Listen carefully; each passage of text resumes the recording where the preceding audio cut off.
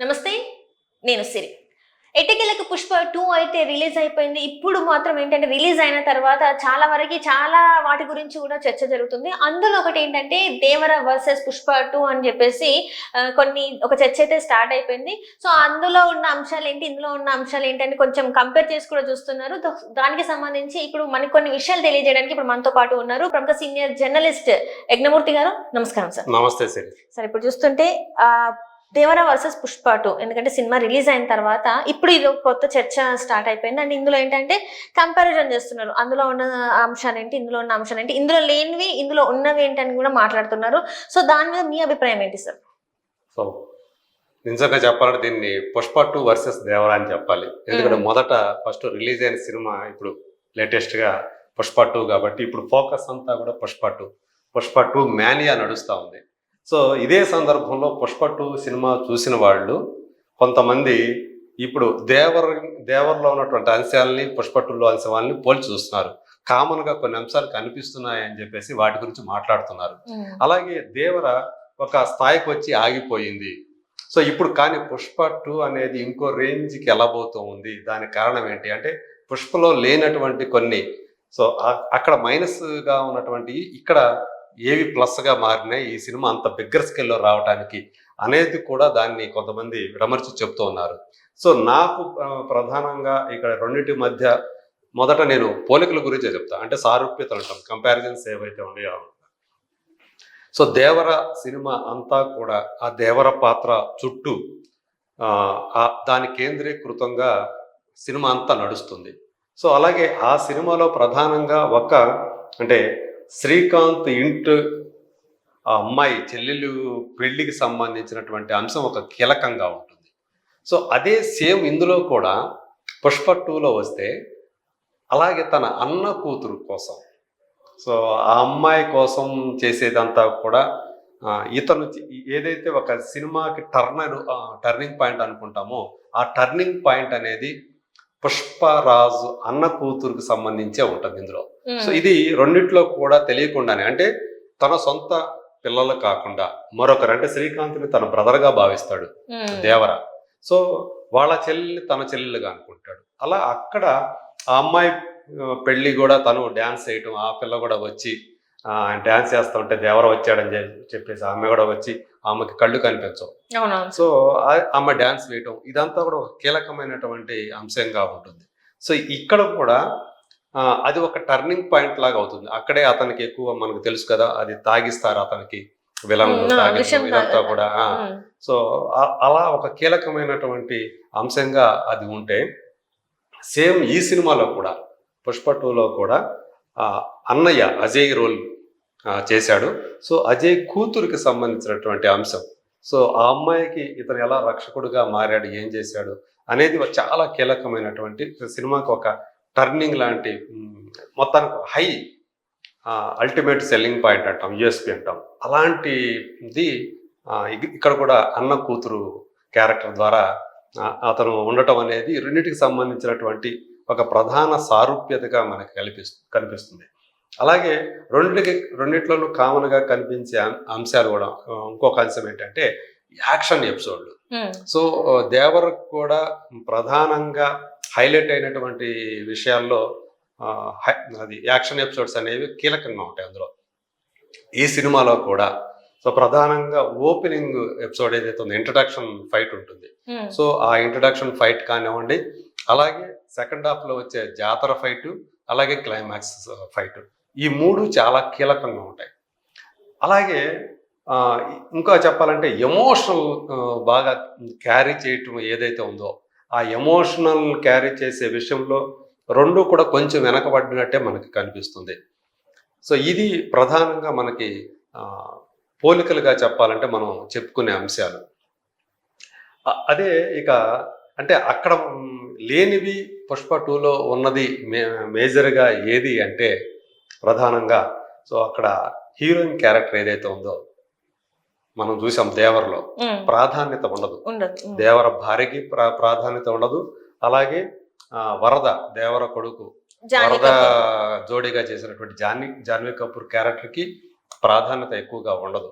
So కేవలం జాన్వీ కపూర్ అయితే glamour quotient కోసం మాత్రమే ఆమె కనిపించినట్టు కనిపిస్తుంది.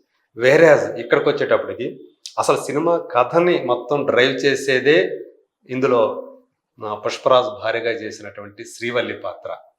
సో అందరినీ రూల్ చేసే, తన సామ్రాజ్యాన్ని అంతా రూల్ చేసే పుష్పరాజును సైతం రూల్ చేసేది ఎవరంటే శ్రీవల్లి. సో ఆమె చెప్పిందంటే అదే వేదం పుష్పరాజుకి. సో నాకు నువ్వు సీఎం దగ్గరికి వెళ్తున్నావా, అయితే ఒక ఫోటో తీసుకొని దిగి నాకు ఆ ఫోటో ఇవ్వు, నేను నా ఇంటికి మన ఇంట్లో ఆ గోడకు పెట్టుకుంటాను, అందరికీ గొప్పగా చెప్పుకుంటాను నా మొగుడు సీఎంతో ఫోటో దిగాడని ఆమె చెప్పినట్టు క్యాజువల్గా, అంటే ఎదురు సీఎం దగ్గరికి వెళ్తున్నాడు కదా అని క్యాజువల్గా చెప్పిన ఆ మాట పట్టుకొని అతను ఏం చేశాడు, సినిమా మొత్తానికి ఆ పాయింట్ చుట్టూనే నడుస్తుంది మొత్తం అంతా, అదే కీలకం అవుతుంది. అక్కడి నుంచే ఆ కథ మొత్తాన్ని కూడా డ్రైవ్ చేసేది ఆ పాయింటే. దాన్ని పట్టుకున్న అతను అసలు ఏం చేశాడు, అసలు సీఎంనే మార్చేశాడు. సో అంతగా అంటే నేను ఒక డైలాగ్ కూడా అదే చెప్తాడు కదా, మొగుడు భార్య మాట ఇంటి ఎట్టా ఉంటుందో ప్రపంచకానికి చూపిస్తా అంటాడు. సో అది అంటే అతని దృష్టిలో భార్య అంటే శ్రీవల్లి అంటే అది.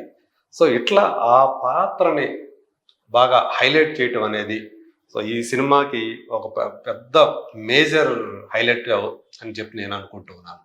సో అలాగే ఏదైతే జాతర సీన్ ఉందో ఈ సినిమా మొత్తానికి కూడా అంటే ఈ సినిమాని హై తీసుకెళ్ళేది అక్కడి నుంచి జాతర సీన్ ఎపిసోడ్ నుంచి అసలు మొత్తానికి వేరే టర్న్ తీసేసుకుంటుంది మొత్తంగా. అక్కడే తన అన్న కూతురు ఆ అమ్మాయికి అవమానం అక్కడే జరుగుతుంది మొదటిసారి. సో అక్కడ కూడా ఇతను అలాగే ఆ శ్రీవల్లి కూడా అక్కడికి వస్తుంది. ఆ సీన్లు ఏవైతే ఉన్నాయో ఒక్కసారిగా దాన్ని హై చేసేస్తాయి. సో ఈవెన్ అక్కడ భార్య ఆమె గర్భవతిగా ఉంది అని తెలిసినప్పుడు ఒక భర్త దాన్ని ఎలా సెలబ్రేట్ చేసుకుంటాడు, అదే జాతర సీన్. ఆ జాతరలో అల్లు అర్జును ఆ శారీ కట్టుకొని నటనా విన్యాసం వేరు, అక్కడ నాట్య విన్యాసం, అతను వేసే నాట్యం ఏదైతే ఉంటుందో ఆ జాతరలో అది నిజంగా చెప్పాలంటే మన అందరికీ కూడా గూస్ బంప్స్ వచ్చేస్తాయి. అలాంటి హై పాయింట్, అలాంటి సీన్లు దేవర్లో మిస్ అయిపోయాయి. అలాగే ఇంకొక ప్రధానమైనటువంటి ఇంకొక మేజర్ చెప్పాలంటే సినిమాటోగ్రఫీ. ఇక్కడ పుష్పరాజు తెర మీద నీకు విశ్వరూపంలా కనిపిస్తూ ఉంటాడు. తనే మొత్తం, అతను వచ్చాడంటే అతను స్క్రీన్ మీదకి వచ్చాడంటే అతనే మనకు కనిపిస్తుంటాడు, ఆ తర్వాత ఎవరైనా. అదే వేరే దేవర్లోకి వచ్చేటప్పటికి దేవర అంత అసలు ఆ దేవర్లో ఉన్నటువంటి ఆ వైబ్రేషన్ ఏదైతే ఉందో ఆ టైటిల్లో నీకు స్క్రీన్ మీద ఆ వైబ్రేషన్ లేదు. సో అక్కడ కెమెరా బాగా చాలా బలహీనపడిపోయింది. ఆయన్ని మిగతా వాళ్ళ మాదిరిగా తనలో కలిసిపోయి కనపడుతున్నాడు. అతను సపరేట్ గా కనపడ్డు, అతను హైలాగా ఆ విశ్వరూపంతో కనిపించడు. కేవలం ఆ ఫైట్ ఒక్కటి దగ్గర మాత్రం ఈవెన్ ఆ ఫైట్ లో కూడా ఏదైతే అతనికి ఒక ఫైట్ పెట్టారో ఆ ఫైట్ లో కూడా అతన్ని ఒక నీళ్ళలో నుంచి అట్లా నడిచి వస్తూ కనిపిస్తాడు, మంటలు వెనక నుంచి అట్లా చూపిస్తాడు. అక్కడ కూడా లాంగ్ షాట్ లాగా పెట్టారు. అసలు అట్లా కాదు, దగ్గరికి అసలు ఇలా ఆ కెమెరా యాంగిల్ ఎలా పెట్టాలి, దేవరుడు ఒక విశ్వరూపం లాగా చూపించాలి. అక్కడ అది మైనస్ అయిపోయింది. అది ఇక్కడ ప్లస్ అది సినిమాకి. సో తానే కనిపిస్తాడు, తానే విజువల్ అంటే ఇంకొక అంటే ఇది ఈ రకంగా పుష్పరాజ్ అనే చెలరేగిపోతాడు. అయితే రెండిటికి ఇంకొక నేను ఇందాక మిస్ అయింది ఏంటంటే కామన్ పాయింట్ కాదు, సారూప్యత. దేవర్కి మ్యూజిక్ అనేది సూపర్ ప్లస్, వేరే ఇక్కడ అది కొంచెం మైనస్. సో అది కొంచెం అక్కడ హై ఉంటుంది. దేవర్లో నీకు సాంగ్స్ అన్ని కూడా సూపర్ హిట్ అయ్యాయి అందులో. సో ఇందులో కొంచెం అంటే సినిమా రిలీజ్ అయిన తర్వాత అంటే సినిమా విడుదలకు ముందు చూసినప్పుడు కొంచెం తక్కువ అనిపించింది, బట్ సినిమా రిలీజ్ అయిన తర్వాత చూసినప్పుడు ఇప్పుడు కొంచెం బెటర్ అనిపిస్తుంది నాకు. సో అది అంటే సూసేకి పాట కానివ్వండి, ఆ జాతరలో వచ్చే పాట అది యాక్చువల్గా. సో అట్లాగే వాళ్ళిద్దరి మధ్య ఇప్పుడు మలయాళం లిరిక్స్ తో స్టార్ట్ అయ్యే సాంగ్ కానివ్వండి, సో అది ఆ ఇద్దరు కెమిస్ట్రీ సూపర్బ్ గా ఉంది. సూసేకి దాంట్లో కానివ్వండి, మలయాళం లిరిక్ తో ప్రారంభమయ్యే ఆ సాంగ్ కానివ్వండి, వీళ్ళిద్దరు కెమిస్ట్రీ, ఆ కెమిస్ట్రీ మళ్ళీ అక్కడ దేవర్లో లేదు. అసలు దేవుళ్ళలో కనిపించరు కదా ఎక్కువ కనిపించరు. ఎక్కడ వరకు ఆ పాటల్లో తప్పితే మిగతా ఎక్కడ కూడా రొమాన్స్ అనేది లేదు వాళ్ళిద్దరి మధ్య.